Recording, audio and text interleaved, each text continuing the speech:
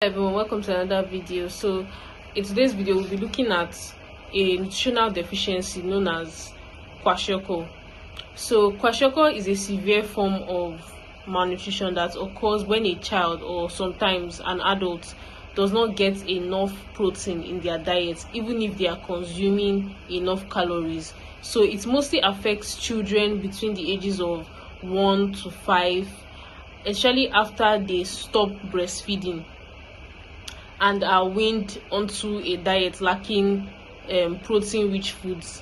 So the condition is common in poor or crisis-stricken regions, especially where food supply is limited or where diets are mostly made up of carbohydrates such as maize, cassava, or rice, which have very little or no protein. So looking at the background of Kwashiorkor, the word Kwashiorkor is of Ghanaian origin, and it means the sickness the baby gets when the new baby comes. So it refers to the condition that occurs when a child is suddenly weaned because the mother has a new baby and the older baby is fed a low protein diet. So this Kwashiorkor is different from another protein energy malnutrition called marasmus, where the child lacks both the calories and the protein. So in Kwashiorkor, calorie intake may be adequate, but protein intake is dangerously low. That is the difference between marasmus and Kwashiorkor.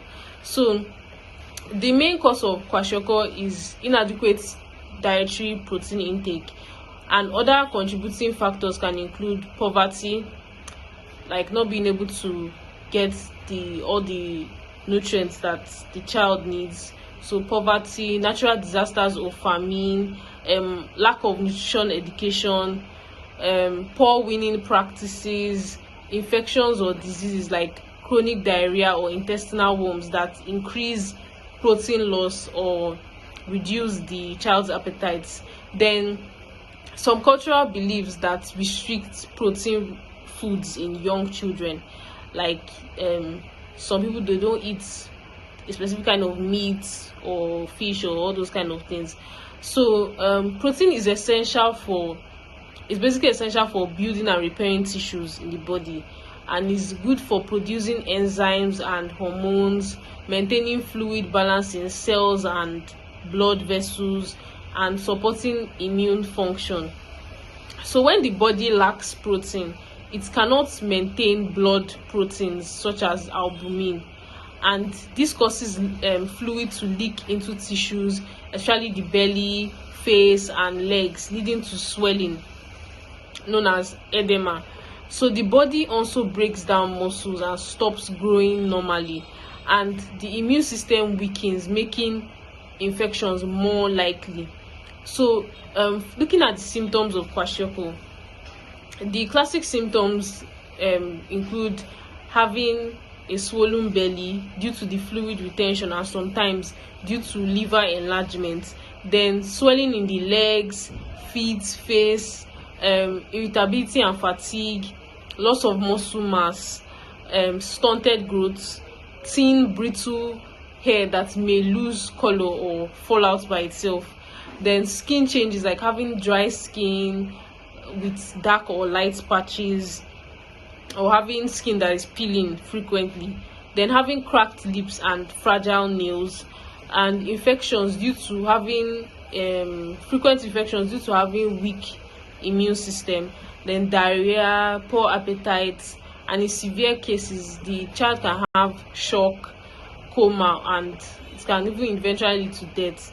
So for the diagnosis, Kwashiorkor is diagnosed based on the patient's medical history, including having a poor diet or a recent illness, then physical examination. So the doctor will look for signs of swelling in the legs, hair and skin changes, weakness and poor growth, and some laboratory tests may show low blood protein levels, especially albumin, then electrolyte imbalance, liver function problems, anemia, micronutrient deficiency, like being deficient in iron, zinc, vitamins A, vitamins D, and all that. So for the treatment of kwashiorkor, the treatment must be slow, careful, and closely monitored, especially in severely malnourished children.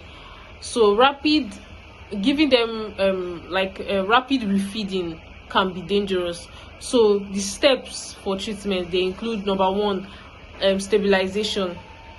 So stabilization includes treating infections, dehydration, and electrolyte imbalances that the child might have. Then giving the child vitamins and minerals, especially vitamin A and zinc. Then correcting, if there's signs of low blood sugar, correcting this low blood sugar or low body temperature. Then after the stabilization, the next step is nutritional rehabilitation. So for nutritional rehabilitation, we have to start with low protein diets and easily digestible foods, and as we are giving them, we'll be gradually increasing the amount and the protein content as the child's condition improves. Then we use ready to use therapeutic foods like plumpy nuts, which are rich in protein and energy. Then you can introduce locally available protein rich foods like eggs, beans, milk, fish, and all of them during the child's recovery. Then the last step is psychosocial care. So provide emotional support, stimulate play, and try to educate yourself to help the child recover fully and prevent a relapse. So try to get nutrition education to know like what exactly caused this child to have this kwashiorkor, what they were deficient in, and what made it get to this stage. So all those things are vital in the treatment. So the preventive strategies for kwashiorkor is mothers should try to breastfeed their babies exclusively for the first 6 months before they start trying to go into the weaning period. So timely introduction of complementary foods at 6 months while also continuing breastfeeding is important. Then it's good to ensure a balanced diet for the child, and that includes protein rich foods even during economic hardship. Even if you can't afford to buy meat, you can try going for eggs, and that's just basically how to still add protein rich foods in the child's diet. Then improve food security and access to health services in vulnerable communities. So in communities that they don't have much, it's good that the government makes it possible that okay, they can still acquire, even if it's a little, of every kind of food that they need to survive. And also health education campaigns should be done to fight against malnutrition and the different myths that is usually going about malnutrition. So in summary, this kwashiorkor, it's a very dangerous form of malnutrition, and it's usually caused by severe protein deficiency, mainly affecting young children, and it presents with swelling, poor growth, and weakness, and it can lead to death if it's not treated properly. And it's good that when we're treating this child that has kwashiorkor, we should try to do careful refeeding, because trying to give them fast refeeding can be dangerous. So careful refeeding, community support, and early recognition can give the child full recovery in just it will take full recovery will take some time, but making sure that all these steps are followed will make the child to recover faster. So Thank you for watching this video. I'll see you in the next video. Bye.